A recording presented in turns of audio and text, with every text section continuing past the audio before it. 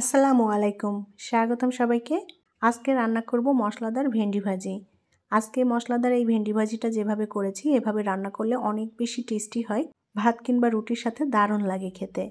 যারা ভেন্ডি খেতে পছন্দ করেন তাদের কাছে ভীষণই ভালো লাগবে। তাহলে চলুন কিভাবে মশলাদার ভেন্ডি ভাজি তৈরি করি সেটা দেখে নেই।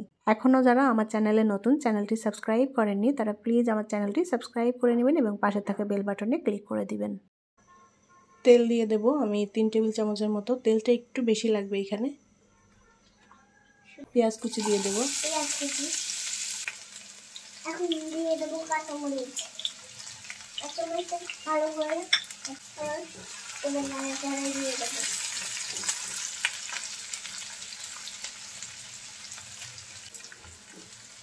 পেঁয়াজ মরিচ আমি হালকা একটু ভেজে নিয়েছি। এখানে নিয়েছি পেঁয়াজ বাটা, আদা বাটা এবং রসুন বাটা। আদা বাটা হাফ চা চামচ, পেঁয়াজ বাটা 3 চা চামচ আর রসুন বাটা 1 চা চামচ।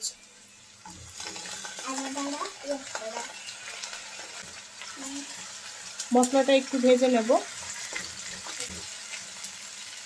মশলাটা ভালো করে ভেজে নিলে কাঁচা গন্ধটা চলে যাবে।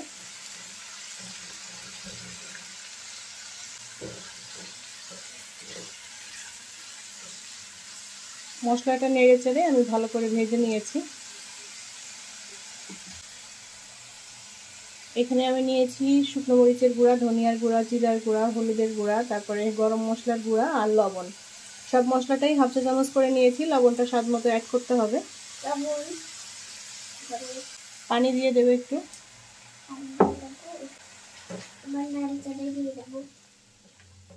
মশলাটাকে ভালো করে কষিয়ে নেব।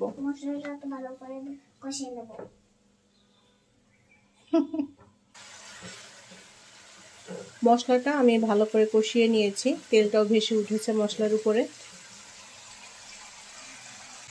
মশলার মধ্যে দিয়ে দেব আগে থেকে কেটে রাখা ভেন্ডি। আমি এই ভেন্ডি বা ঢেঁড়সটা একটু এরকম মোটা মোটা করে কেটে নিয়েছি। এটা যার যার পছন্দ মতো করে কেটে নেওয়া যাবে। মশলার সাথে এখন ভেন্ডিটা ভালো করে নেড়ে চেড়ে মিলিয়ে নেব। ভেন্ডি অবশ্যই কাটার আগে ভালোভাবে ধুয়ে পরিষ্কার করে নিতে হবে।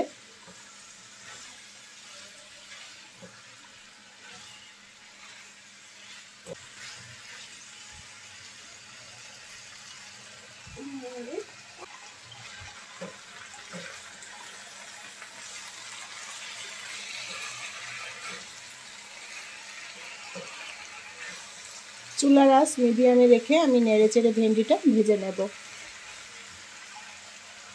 ঢেকে দেব, ভেন্ডি দ্রুত সেদ্ধ হয়ে যাবে।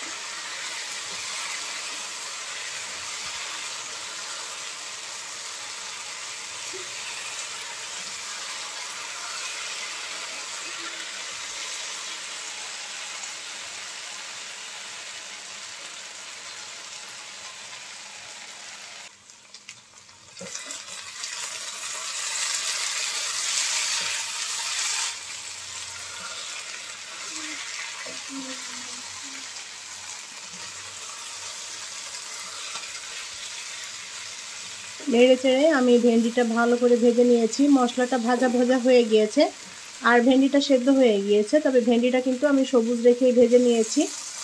ভেন্ডিটা এরকম সবুজ থাকলে দেখতে ভালো লাগে।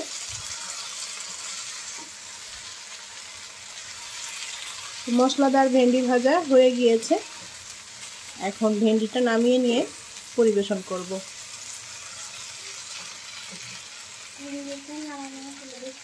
তৈরি হয়ে গেল দারুণ মজাদার মশলাদার ভেন্ডি ভাজি। ভাত কিংবা রুটির সাথে খেতে ভীষণ ভালো লাগবে। আশা করছি ভালো লেগেছে আজকের এই মশলাদার ভেন্ডি ভাজি। রেসিপিটি ভালো লাগলে লাইক, কমেন্ট এবং শেয়ার করবেন। পরবর্তী রেসিপি দেখার আমন্ত্রণ জানিয়ে বিদায় নিচ্ছি। আল্লাহ হাফেজ।